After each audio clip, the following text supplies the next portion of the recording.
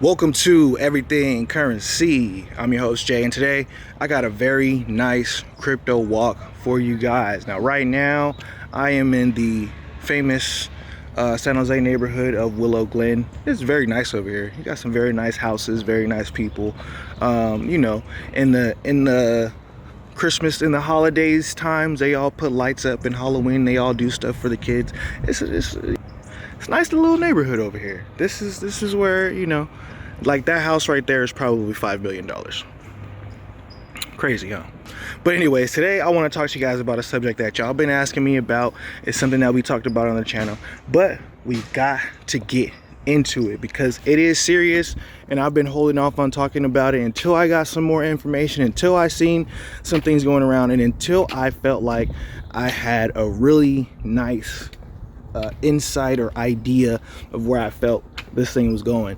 Now, for you guys who don't watch the channel or who don't know, I've been bullish on Lukso since I don't even remember it. One of my first low cap gem videos, and at that point in time, not gonna lie, I thought Lukso was all about fashion, which I was all for. I was like, that's pretty cool. I thought it was all for fashion, but as things started to develop and as I started to dive deeper and learn more, I knew that it was more than just a blockchain dedicated to fashion, right? So now we're seeing that this blockchain is actually branching out and going to tackle those other things that it was made for. But let's just backtrack and talk about what's going on for a minute. So the price shot up to around $12 earlier this year when the mainnet dropped. A universal page came out. This got everybody excited because now they could finally do things on Lukso. Everybody's buying a shit ton of NFTs, chill whales, and some other NFTs on the platform. But that was it. That was all we had. We just had a universal page, and that kind of left everybody like, okay, well, what now?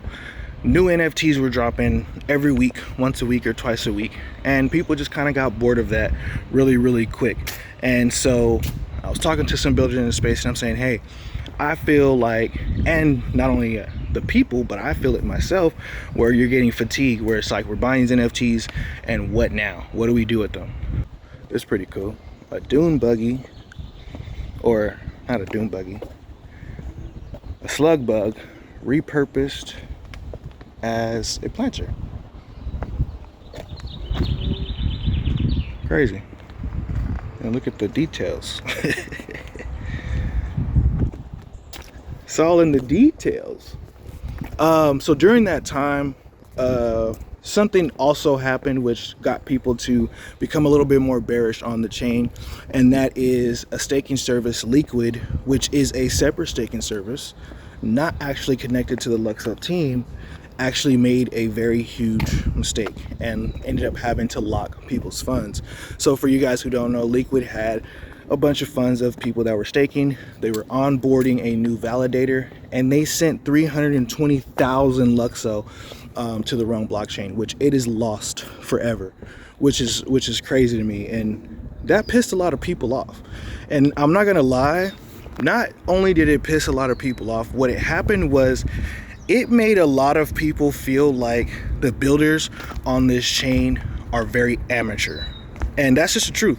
So a lot of people have dumped their tokens and said, hey, there's other opportunities out here. That was an amateur move. Who the hell sends more than 5 of anything without sending a test transaction first? You sent 320k Lukso of user funds. At the time, Lukso was sitting around $10 to $12. Oh, look at this lizard. I've never seen one that big in the sidewalk. That thing is huge.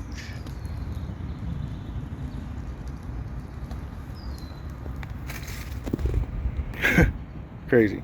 So that left people feeling and thinking that, hey, this is an amateur. This is amateur hour, and I don't want to be leaving my coins and my money and investing in something that's amateur hour. Now, I have to admit, that's a very bad move. That's a very amateur move. I've been very vocal about it on Twitter. I'm hoping for a good outcome of this. Liquid came out and said they're going to do what they have to do. They're in negotiations to reimburse people of all of their funds, but you know, we've been waiting for that. They just announced yesterday that they do have reimbursements and some extras to compensate people for, you know, the issue that has been caused. But it's blockchain, so we don't trust, we verify. So until it actually happens, I'm gonna take it with a grain of salt. But it's good to see that they have actually come forth with a solution, and everyone's not critical enough for me. Like I said, this technology is all about the trustless, immutable nature of it. So it's very important to be critical on these type of issues. We cannot be soft on these type of issues. And so I don't care, you know, critical on it. Show me it and then I'll believe it. So, but overall, I never felt like that was the reason why Lukso was down. You know, I didn't. So truth of the matter is, this is where I sit with it, because everyone wants to know about what's going on with the price. Like I said, they're getting NFT fatigue.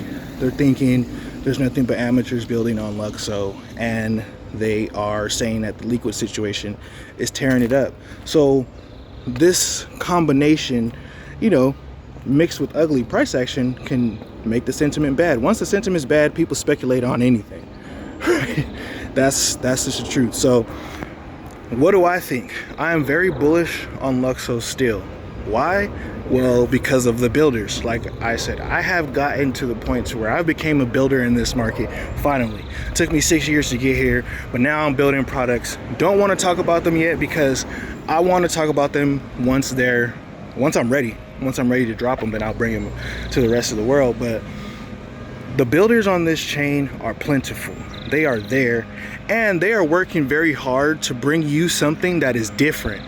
They want to be unique in the way that we release things based on what this new technology allows us to do in crypto, and these things are making it so it is a little bit harder.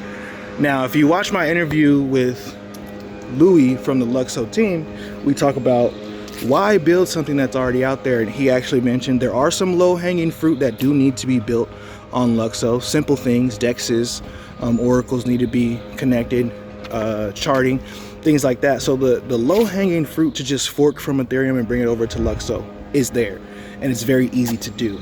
So when people see a lack of products, they assume it's hard to build on. They assume something's wrong with the documentation. They're assuming all of these things that isn't actually the case. So as far as what's coming, let's talk about that, because that's going to be the best part of this video. There are a lot of dope things coming right now, right? Everything, I would say 50% of the stuff that's out on Lukso right now is still in beta. Like Universal Profiles is still in a beta phase. So it's still not fully up to where it's going to be, and new things are being released all the time. One of the cool things I think that's going to happen is the Lukso team is going to be doing more marketing on the chain and bringing more developers and more users to the chain, bringing more awareness to the chain. When we say new technology, they're going to be explaining what that is so that people can know that, like, hey, I was building over there. It's actually 50 times easier to build a product over here. Me, myself, I'm working on the liquidity side of things.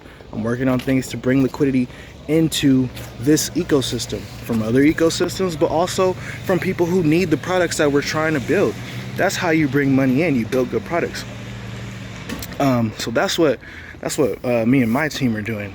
But what I see other teams doing is also great, building these nice, innovative projects. So bunch of dope, interesting projects coming out right now. Like there's NFT projects where right now you could buy a lollipop, and every lollipop that someone buys, someone else gets a return. Like there's cool things going on. One of the interesting things going on is we did see Fabian come out and say, let's have a meeting about this with the Liquid team. So they're going to solve that issue. Should be solved. They're going to reimburse some people from that, hopefully.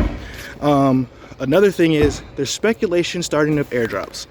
Now, airdrops are beautiful, right? Who doesn't love free money, right? And we say free money, but it's, you know, it's really not free. You got to invest your time, your effort, your energy. You know, you have to deal with programs that might be a little bit glitchy. They're in beta. You're the tester, you know. But you get compensated very well through these airdrops. Now, what's cool is Fabian Vogelsteller, founder of Lukso, has hinted and said, we have thought about some type of airdrop for the entire ecosystem.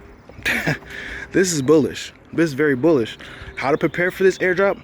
Set up a universal profile and use it. That's all I can tell you for now, because that's all that we know. And as far as we can see, it is just something that the team is thinking about. But since he said it publicly, I'm like, I think he's aware that even when responding publicly, people are going to take those things and mark them down and say, hey, maybe there's an airdrop coming for this ecosystem. So that would be huge. I'm telling you, the price of this token will turn around very, very quick. It's been going down for 3 months straight. Even a bearish retest to be some pretty nice gains. The next thing I want to talk about is a bounty, or not a bounty, a grants program. So the phone cut, not sure why, got cut off right there, but where was I at? Oh yeah, I was saying, so the grant program is something that is also huge overall. So these couple of catalysts are the things that make me bullish on the short term in order to get this price out of the gutter. The overall long-term bullish things are, hey, you got cross-chain tech, you got account abstraction built in, you have all these different dynamic pieces that you could build on top of. Like, people don't even know that there's something called universal factory, meaning build on Lukso and take it everywhere else. That's already huge. Developers don't know that that's available. So coupled with this marketing strategy, the grant program, that should get the developers to wake up and get more on board with this entire thing. So you have that going on. Then you have the ending of the liquid situation, and then the possibility of ecosystem airdrops coming about.